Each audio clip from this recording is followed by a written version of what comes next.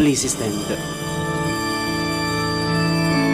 There is no greater love as blessed as this, to lay down one's life for a friend. Let us ever glory in the cross of Christ and the triumph of God's great love.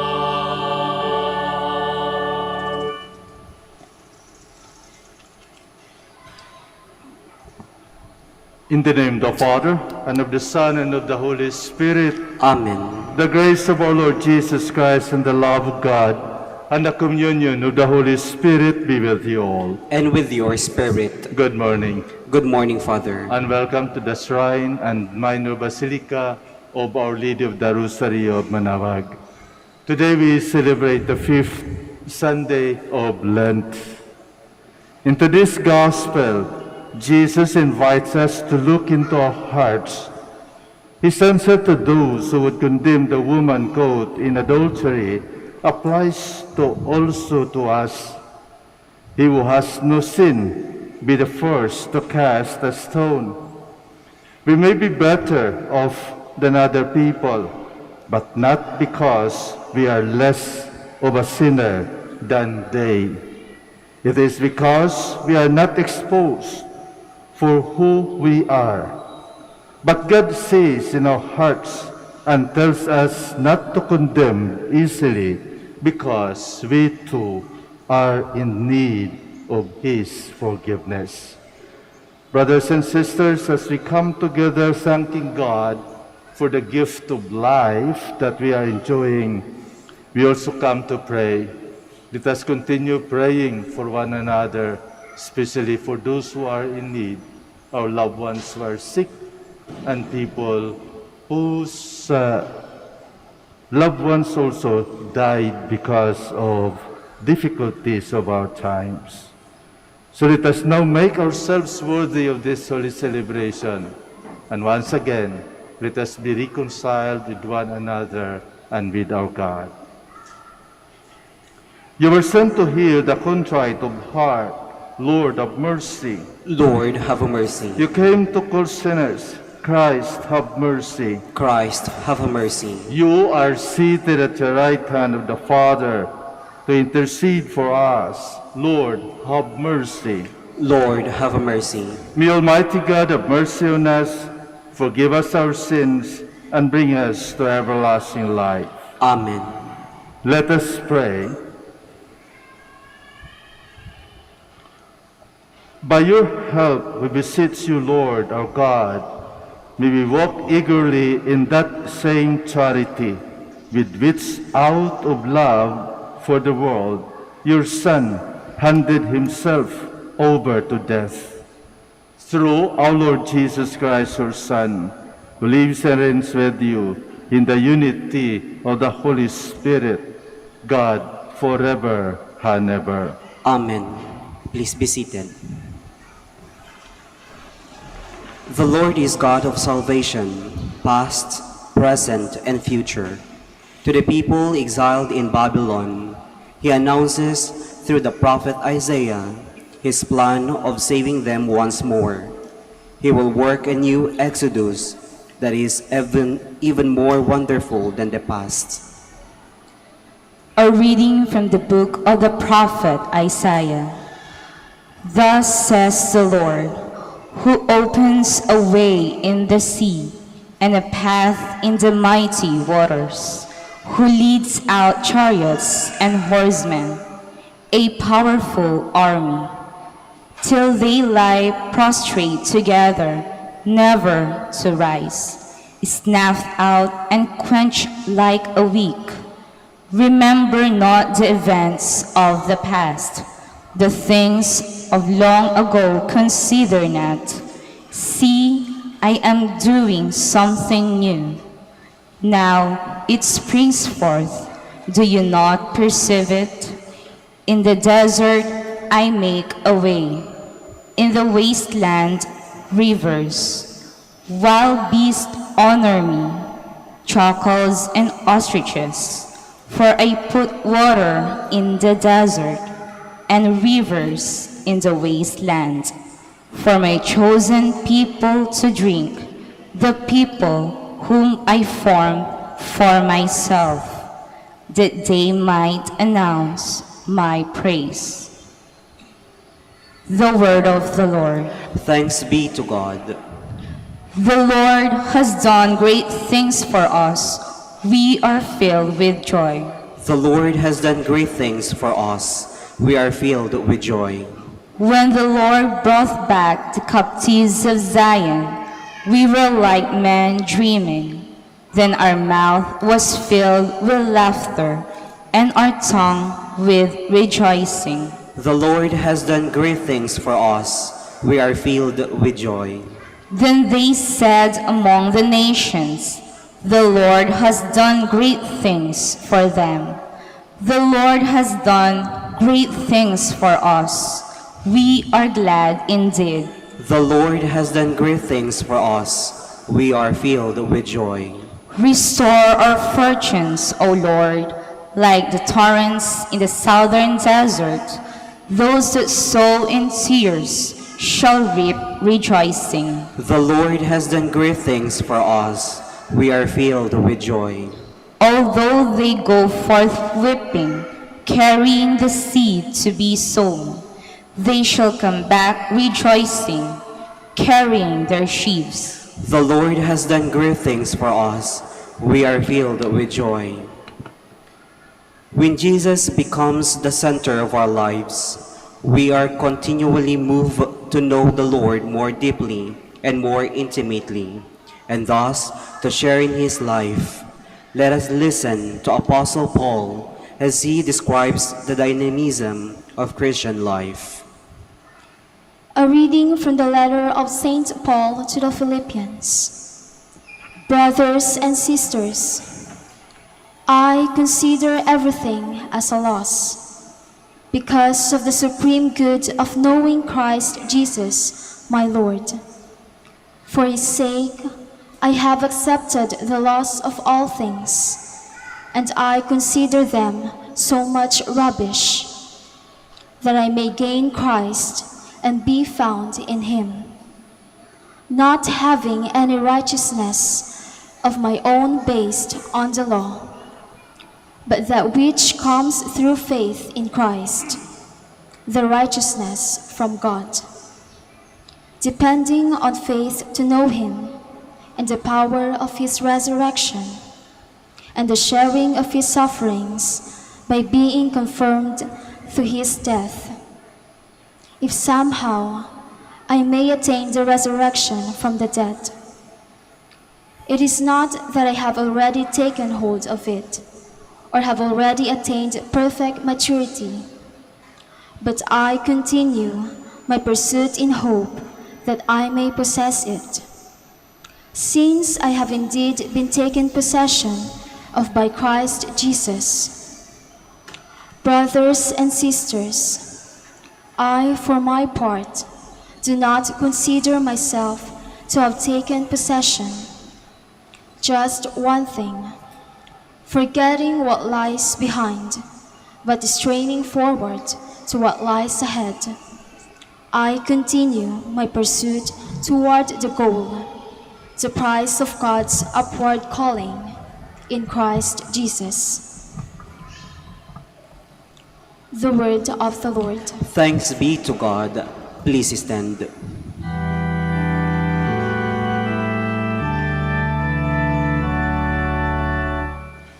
Glory to you, Word of God, Lord Jesus Christ. Even now, says the Lord, return to me with your whole heart, for I am gracious and merciful. Glory to you, Word of God, Lord Jesus Christ. The Lord be with you. And with your spirit. A reading from the Holy Gospel according to John. Glory to you, O Lord.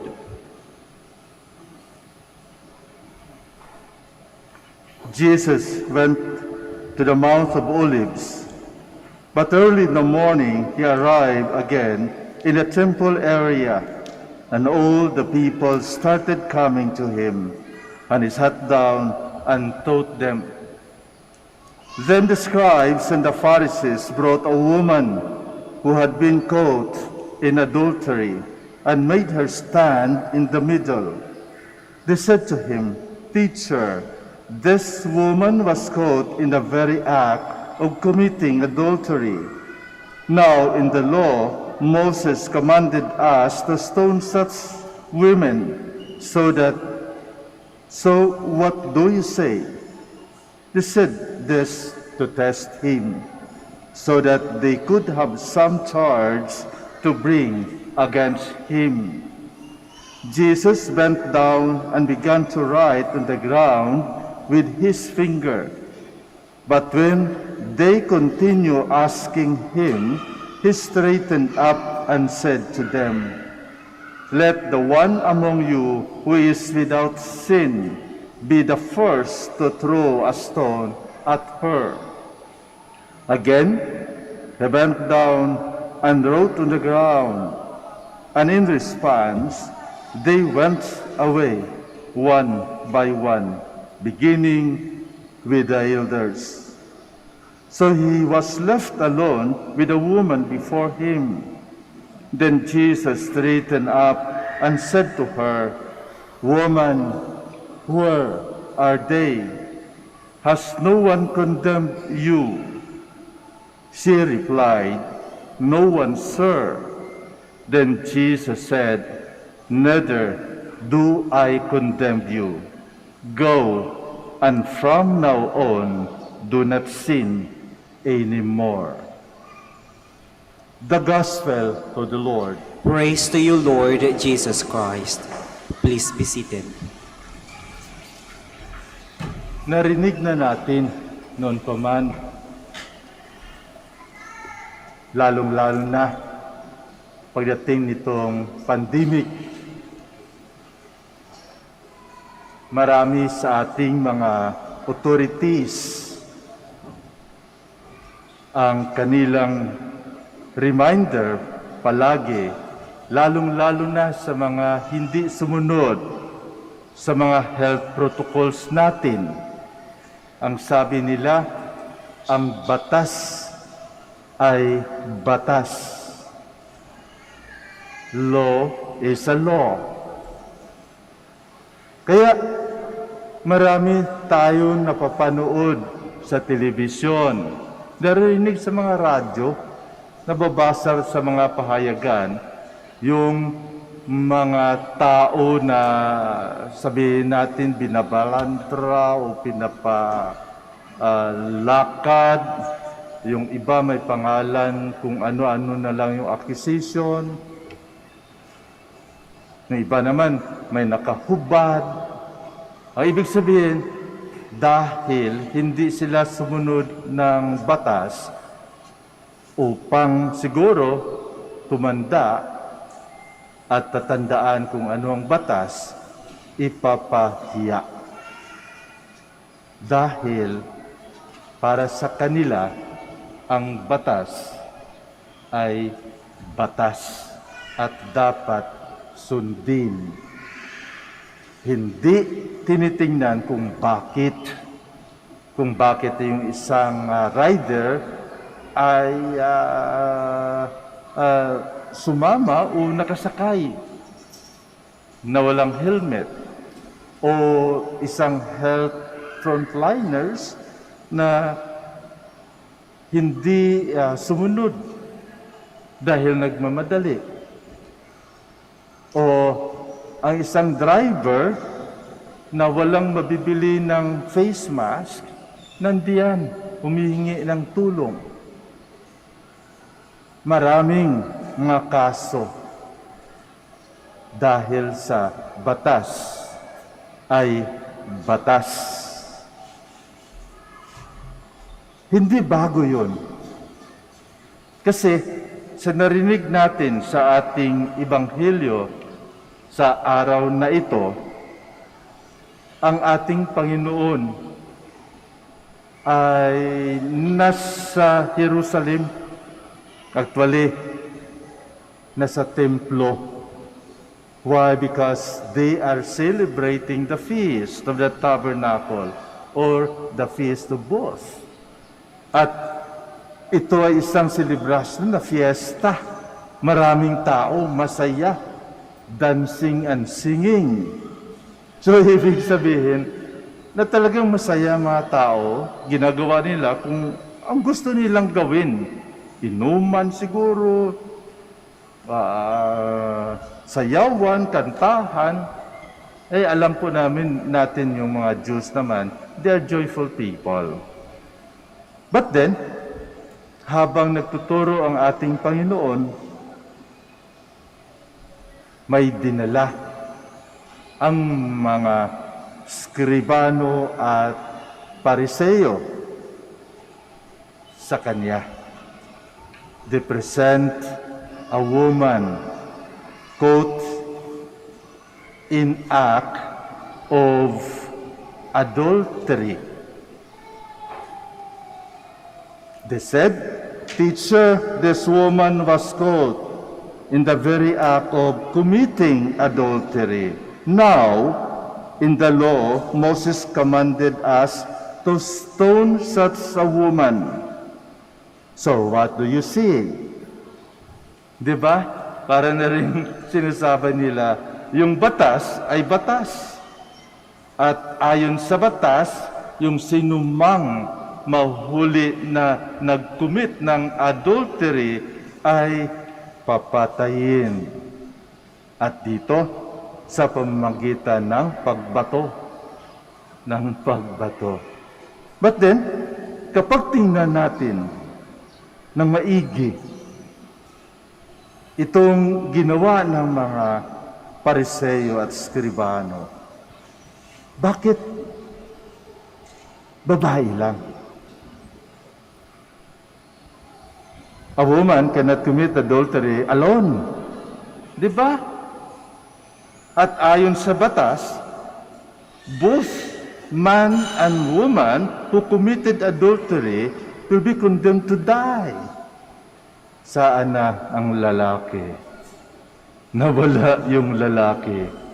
Bakit babae lang ang na-present ng batas kung ang batas ay batas? Merong exemption ba? Merong exemption ba? Sa narinig nating ang batas ay batas, marami din tayong nalalaman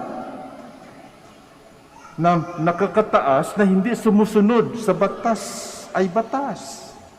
Exempted sila.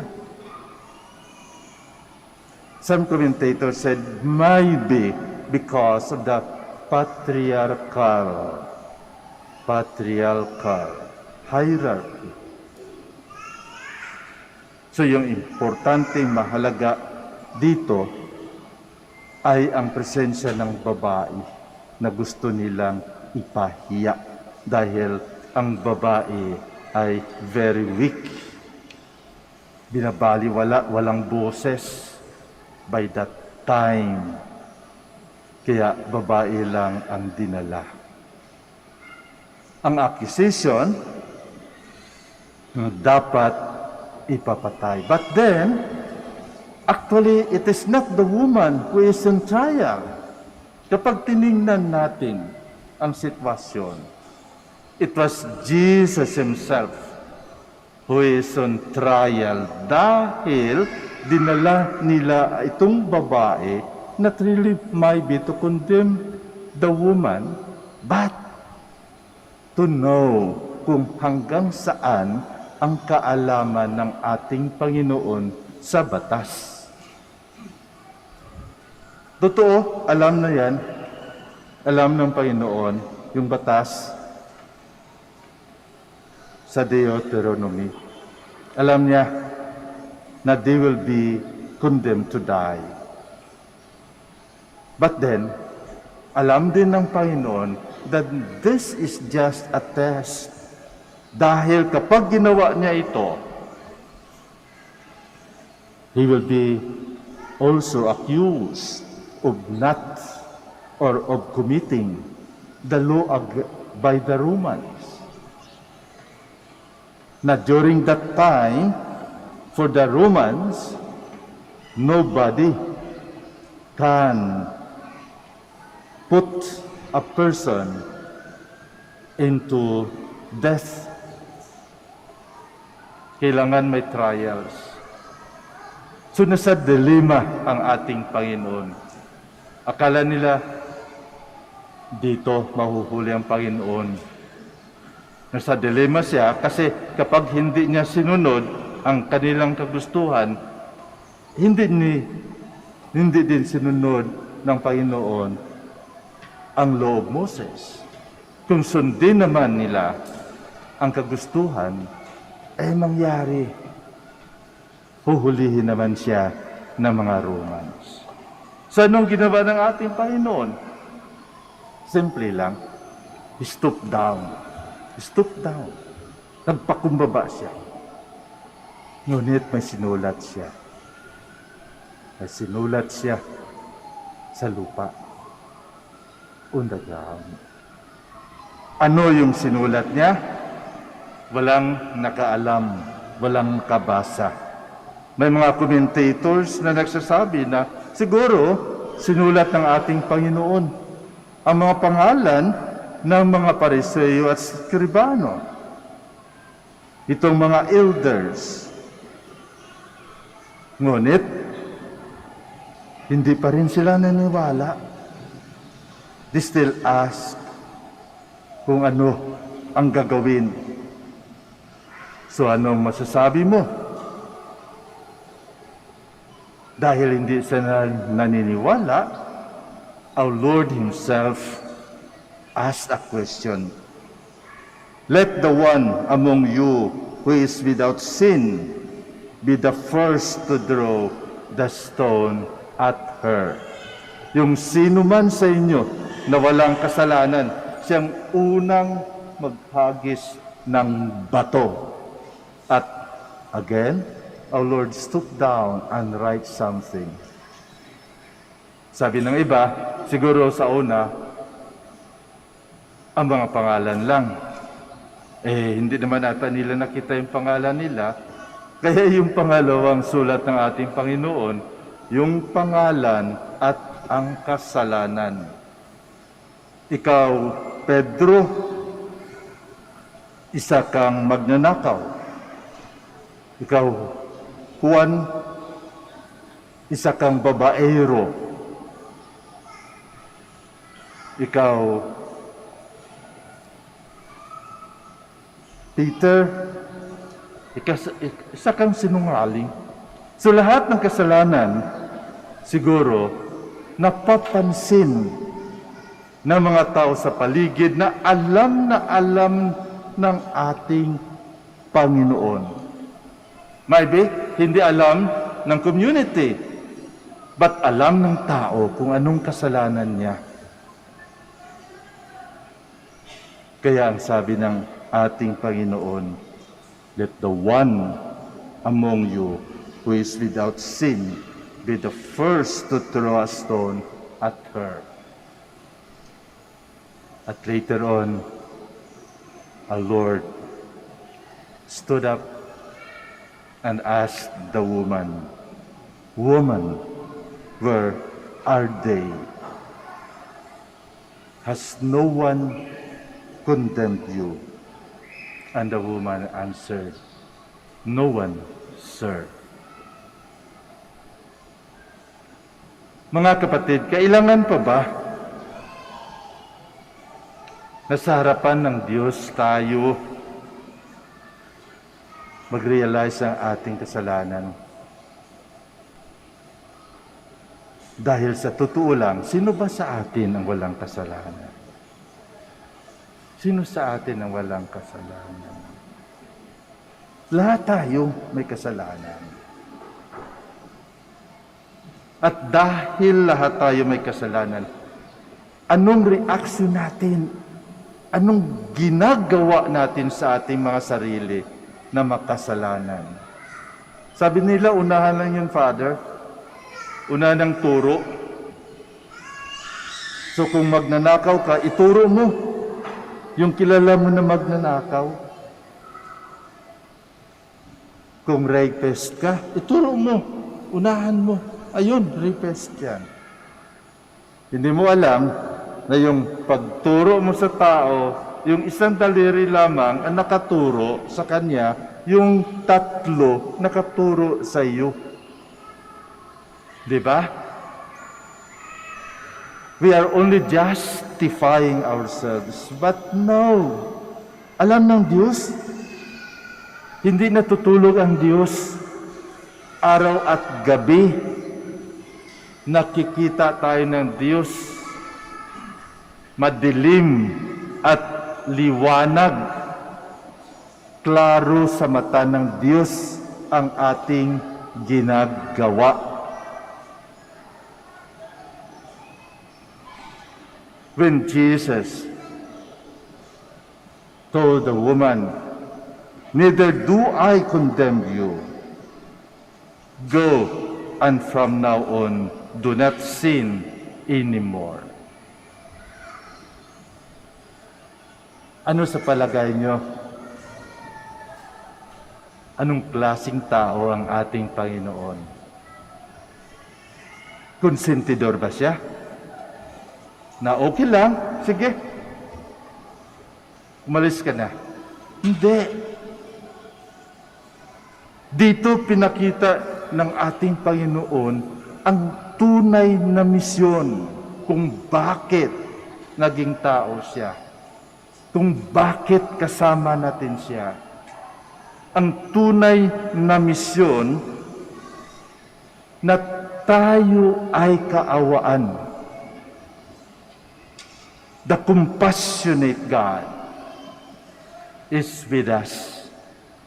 The merciful God is present and living among us. The loving God who sees only what is good and give chances that we will renew ourselves to Him is with us. Hindi ba? Masaya, maganda. Kaya, kapag tingnan natin ang Ebanghelyo na ito yung good news. Good news sa ating lahat. Good news sa ating lahat na makasalanan kasi binibigyan tayo ng pagkakataon ng Diyos na magbago. Go! Go! But remember, do not sin anymore. It is a chance. Yung batas na batas ay hindi upang i-condemn yung mga makasalanan. Ngunit, upang buhayin ang kabaitan, ang kabutihan ng makasalanan. Kasi lahat naman tayo talaga may chance. Binigyan tayo ng Diyos ng chance. Kasi mahal tayo ng Diyos. Binibigyan tayo ng panahon ng Diyos upang magbago. Itong Kwaresma na ito, this Lenten season, is but a chance for us to realize that we are not strong, that we are weak. And in our weakness, we can be strong by our change of life. Sa ating pagbabago, sa pamamagitan ng batas, tayo ay ma-save. We are not condemned. We are given a chance. And this is the mission of Jesus. To suffer for us, to die for us, and to raise us up again from our sins. Kaya mga kapatid, Ang batas ay batas para sa ating kabutihan. We'll stand. Let us now profess our faith. I believe in one God, the Father Almighty, maker of heaven and earth, of all things visible and invisible. I believe in one Lord Jesus Christ, the only begotten Son of God, born of the Father before all ages, God from God, light from light, through God from through God, begotten, not made, consubstantial with the Father. Through him all things were made. For us men and for our salvation, he came down from heaven, and by the Holy Spirit was incarnate of the Virgin Mary and became a man. For our sake he was crucified under Pontius Pilate. He suffered death and was buried, and rose again on the third day in accordance with the Scriptures. He ascended into heaven and is seated at the right hand of the Father. He will come again in glory to judge the living and the dead, and his kingdom will have no end. I believe in the Holy Spirit, the Lord and the giver of life, who proceeds from the Father and the Son, who with the Father and the Son is adored and glorified, who has spoken to the prophets. I believe in one holy Catholic and Apostolic Church. I confess one baptism for the forgiveness of sins, and I look forward to the resurrection of the dead and the life of the world to come. Amen. As we draw close to Holy Week and Easter, we beg our Almighty Father to sustain us in your divine compassion, so that we may attain spiritual renewal as we prepare to accept the Easter mysteries. We pray, Lord, listen to our prayer. Lord, listen to our prayer. By the Spirit of truth, may our church leaders be able to proclaim courageously the gospel, even amidst neglect, disinformation, and criticisms. We pray. Lord, listen to our prayer. Under the guidance of the Holy Spirit, may our national leaders and citizens vigorously pursue justice for the poor, moral and spiritual renewal, and defend at all costs human life. We pray. Lord, listen to our prayer. By the light of faith, may those who are preparing for baptism be led and directed by their sponsors and catechists towards the steps of Christ, our resurrection and life. We pray. Lord, listen to our prayer. By the passion and death of Christ, may all the baptized create faith communities that will be rich heavens of compassion and love. We pray. Lord, listen to our prayer. By the power of the Holy Spirit, may God welcome our beloved dead to the beatific vision, so that they may be set free and come to eternal life. We pray. Lord, listen to our prayer. Let us pray for the urgent concerns of our community and our personal intentions.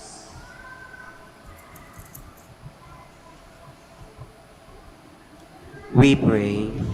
Lord, listen to our prayer.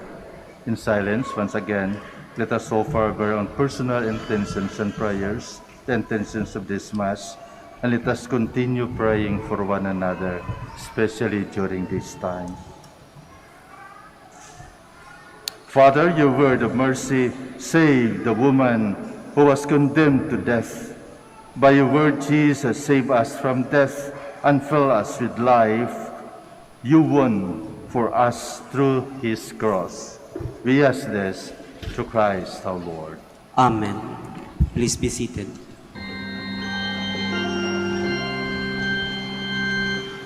Narito ang aming alay, ang halakang ginabay, sa bisagang bunga ng aming pagpapagal, handog ng bayan mong mahal. Kapuso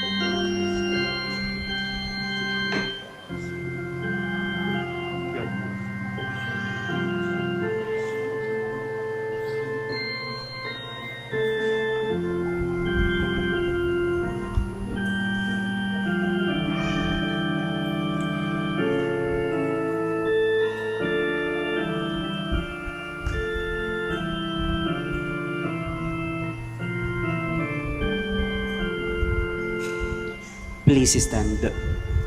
Pray, my dear friends, that my sacrifice and yours may be acceptable to God, the Almighty Father. May the Lord accept the sacrifice at your hands for the praise and glory of his name, for our good and the good of all his holy church.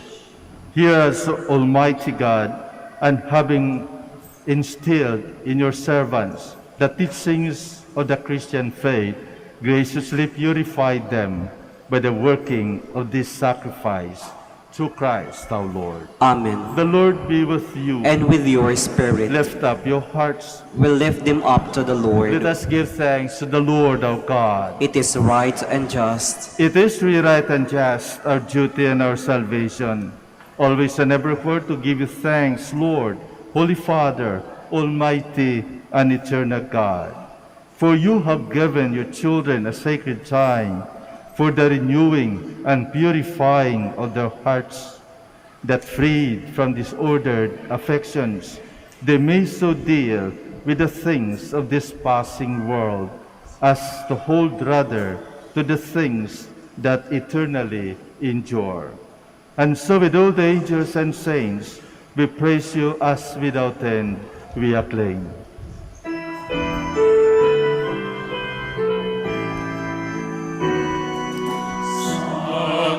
Santo, Santo, Panginoong Diyos ng mga hukbo, napupuno ang langit at lupa ng kadakilaan mo. Hosana sa kaitaasan, hirap palang naparirito sa ngalan ng Panginoon. Hosana sa kaitaasan.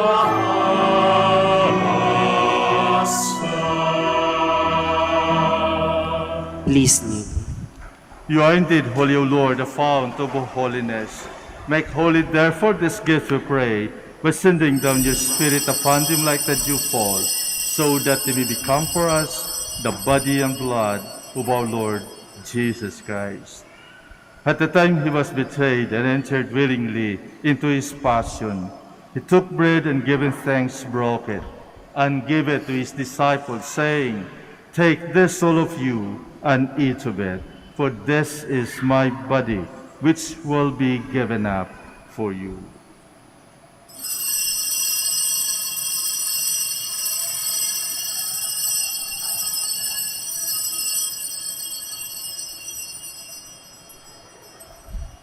In a similar way, when supper was ended, he took the chalice, and once more giving thanks, he gave it to his disciples, saying, Take this, all of you, and drink from it, for this is the chalice of my blood, the blood of the new and eternal covenant, which will be poured out for you and for many, for the forgiveness of sins. Do this in memory of me.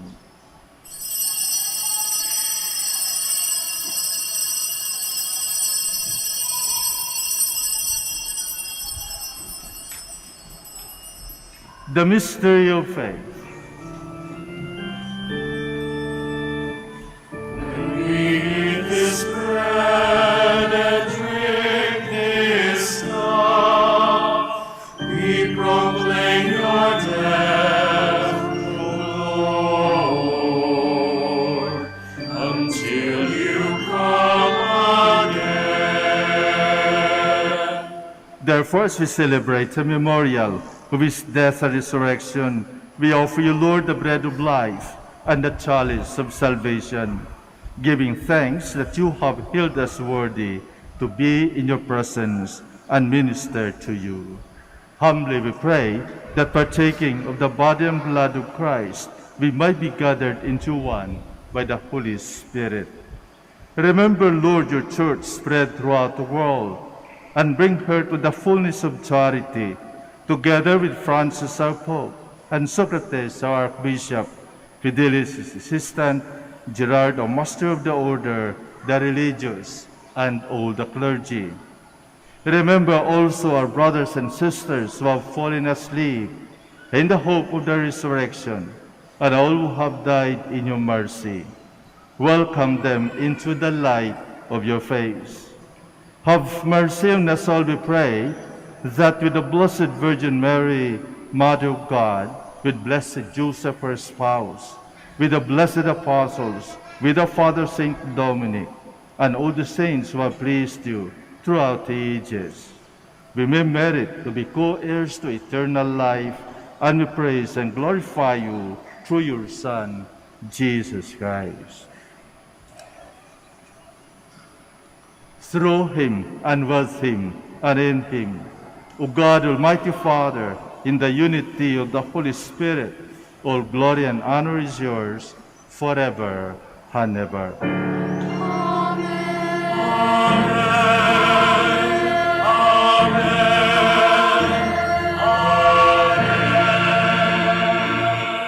Please stand. At the Savior's command and formed by divine teaching, we dare to say,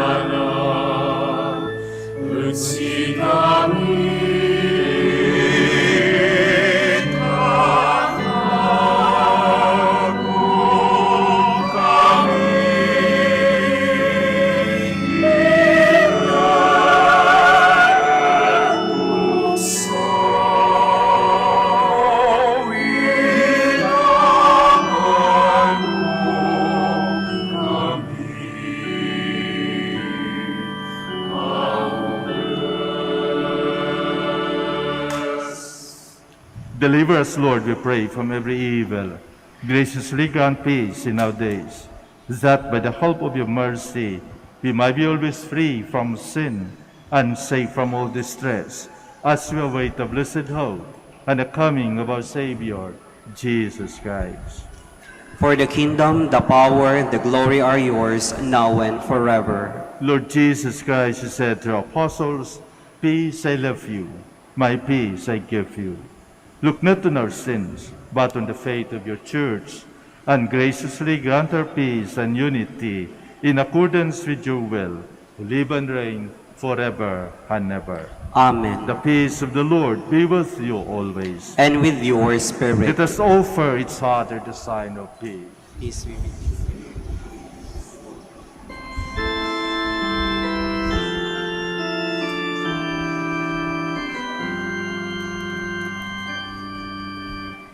Lamb of God, you take away the sins of the world. Have mercy on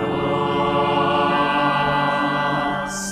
Lamb of God, you take away the sins of the world. Have mercy on us. Lamb of God, you take away the sins of the world.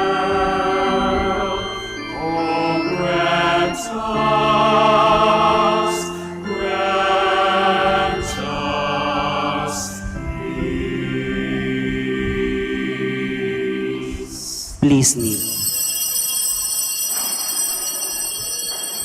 This is Jesus, the Son of the living God, the Lamb of God who takes away the sins of the world. Blessed are those called to the supper of the Lamb. Lord, I am not worthy that you should enter under my roof, but only say the word, and my soul shall be healed.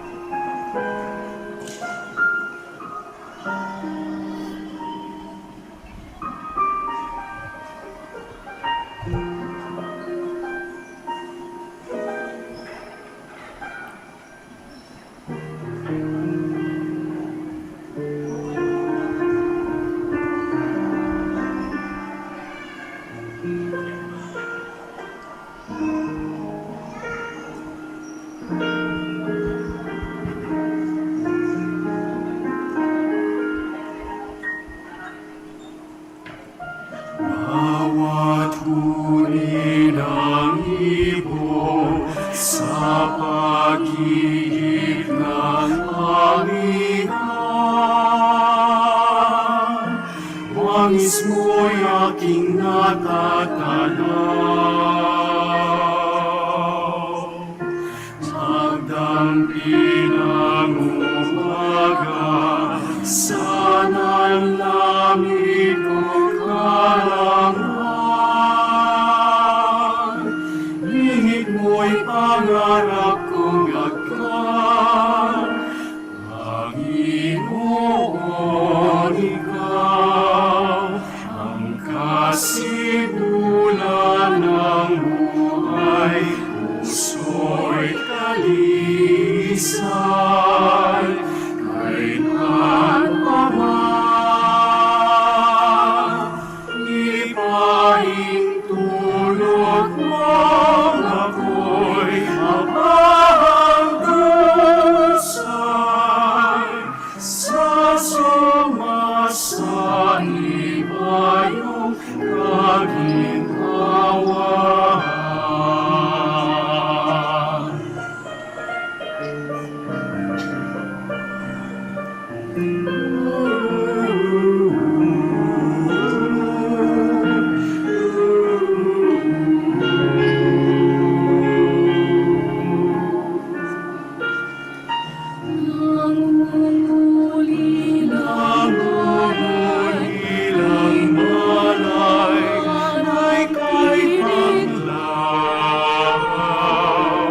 Nagdulot ng katiwasayan,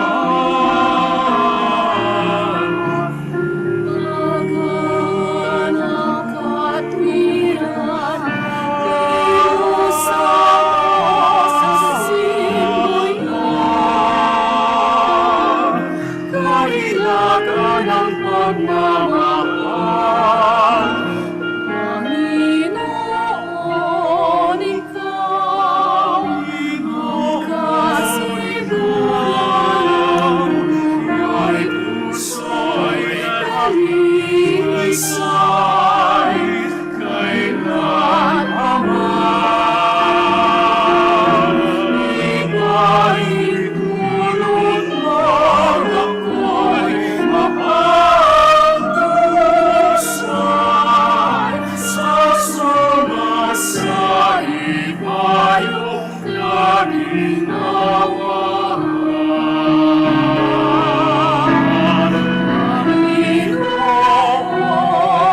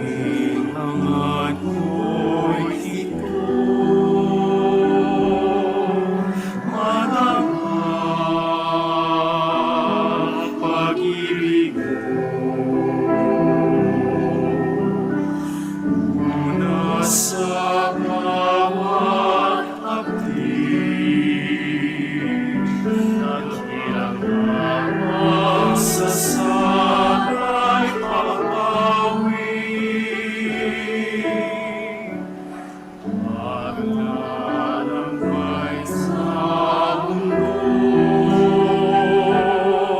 Sa lapis may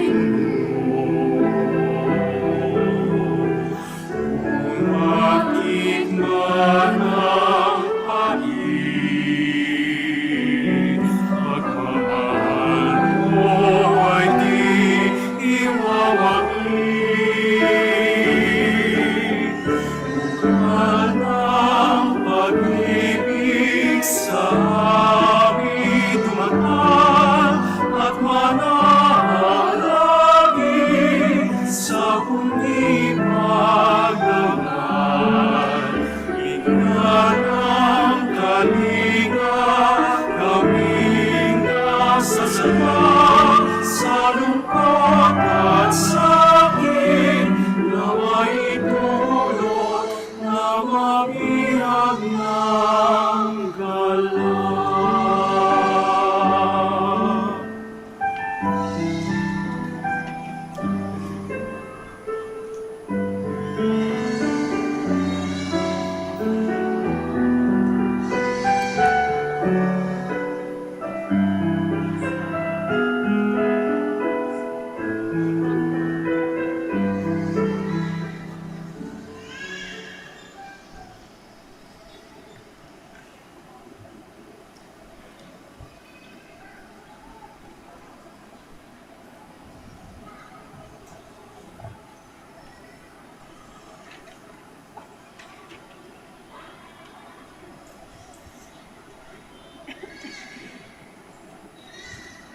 Please kneel and let's pray the prayer for the elections. Let us pray that the forthcoming elections may truly reflect the will of the Lord who guides the destinies of nations. Let us pray together, deliver us, Lord. Deliver us, Lord, from coercion, violence, and terrorism, Deliver us, Lord. from dishonesty, lies, and all distortion of truth, Deliver us, Lord. from bribery, graft, and all conspiracy for fraud, Deliver us, Lord. from threats, intimidation, and perverse language. Deliver us, Lord. Let us pray together. Hear us, Lord. Hear us, Lord, that conscience may always be our ultimate norm, Hear us, Lord. that the common good may always be our highest goal, Hear us, Lord. that human dignity may be respected all the time, Hear us, Lord. that the poor and the weak may always have the priority, Hear us, Lord. that genuine fear of God and love of neighbors may guide those who seek public office. Hear us, Lord. Let us pray.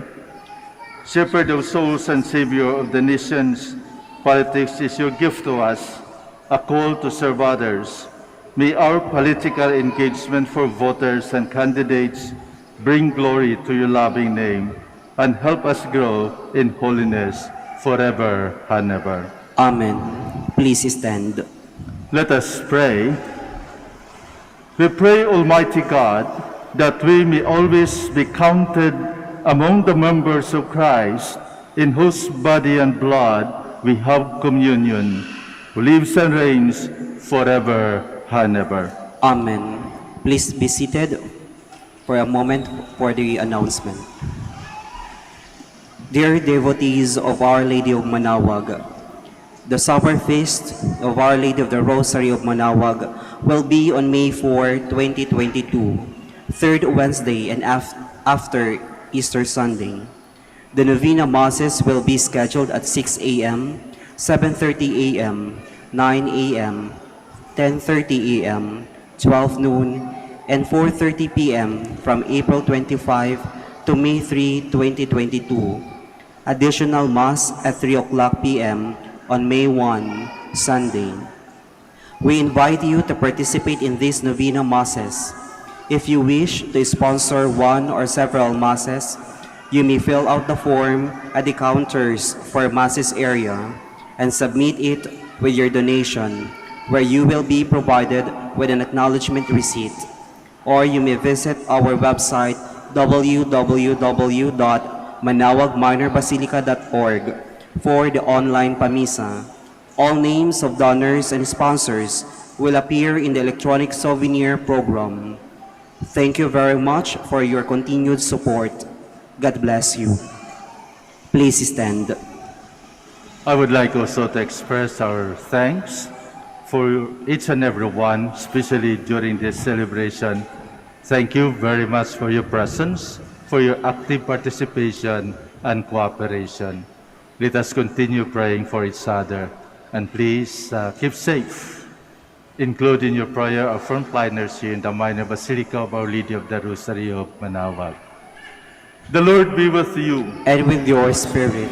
Bow down for the blessing.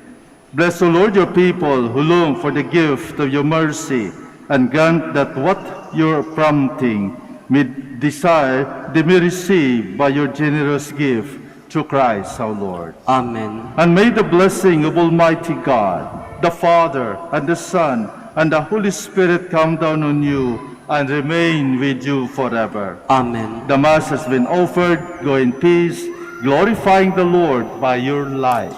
Thanks be to God. We will now have the blessing of our sick brothers and sisters. So kindly remember the names of your loved ones who are sick that ask for this blessing. We will also bless your religious articles. May I just request to remain where you are during the blessing of your religious articles. Our help is in the name of the Lord, Who made heaven and earth. Let us pray. God, our Almighty Father, by your blessing you give us strength and support in our frailty. Show we kindly restore our sick brothers and sisters, free them from all illness, and restore them to good health through the intercession of Our Lady of the Rosary of Manaoag, so that in the sure knowledge of your goodness they will gratefully bless your holy name. In the name of the Father, and of the Son, and of the Holy Spirit. Amen. For your religious articles. In memory of the mysteries of the life, death, and resurrection of our Lord Jesus Christ, to the honor and glory of the Blessed Virgin Mary, Mother of Christ, Mother of the Church, Our Lady of the Rosary of Manaoag, may all these rosaries, images, candles, oil, and other religious articles be blessed and made holy. In the name of the Father, and of the Son, and of the Holy Spirit. Amen.